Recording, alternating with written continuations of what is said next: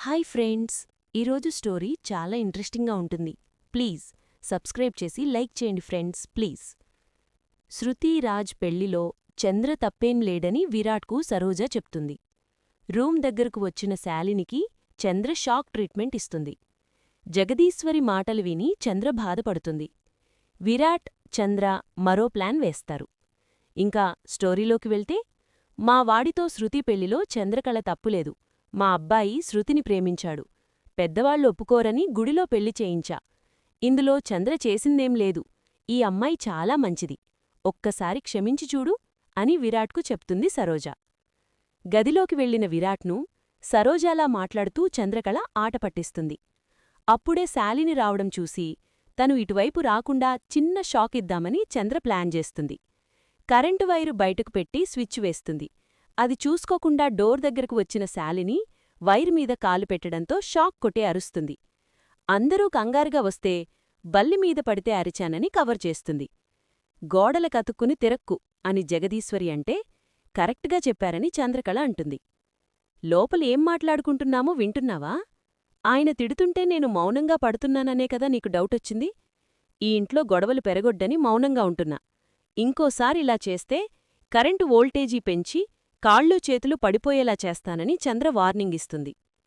జగదీశ్వరి దగ్గరకు వచ్చి పొద్దున అన్న మాటల్ను గుర్తుచేసుకుని శ్యామల బాధపడుతుంది. మరి చంద్రని ఎన్ని మాటలంటున్నారు? ఈరోజు వ్రతం చెడిపోయేలా అడ్డుకుందనే మెచ్చుకున్నానని జగదీశ్వరి చెప్తుంది. చంద్రని మేనకోడలు కాబట్టి ఇంకా ప్రేమ ఉందా అని శ్యామలడుగుతుంది. మేన సంబంధం మీద ప్రేమ ఎప్పుడూ ఉంటుంది. కాని దానివల్ల ఏం చేసినా చూస్తూ ఉండలేను.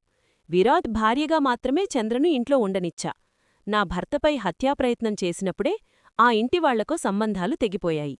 చంద్ర కేవలం నా కోడలు, అంతే. తప్పు చేస్తే నిందిస్తానని జగదీశ్వరి చెప్తుంది. ఈ మాటలు విన్న చంద్ర బాధపడుతుంది. రూంలోకి వెళ్లాక సీరియస్నెస్ పెంచాలి చంద్ర అని విరాట్ అంటాడు. శాలినికి ఎందుకు నమ్మకం కలగట్లేదు? ఆమెను నమ్మించాలి. అప్పుడే సక్సెస్ అవుతాం. అందుకే ఆలోచిస్తున్నానని విరాట్ అంటాడు.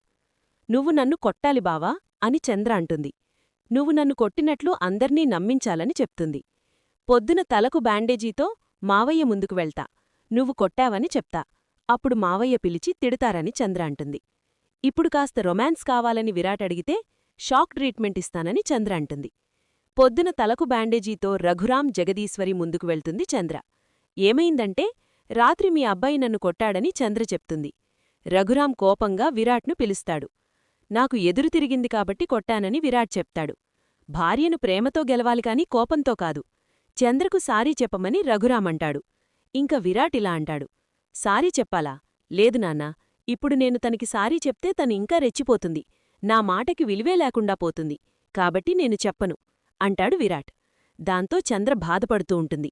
ఇంక తర్వాత జరగబోయే కథ ఏంటంటే, విరాట్ చంద్రకళ దగ్గరికి వచ్చి క్రాంతికి నామీద క్రియేటైన నెగటివ్ ఒపీనియన్ మారిపోయింది అని చెప్తాడు.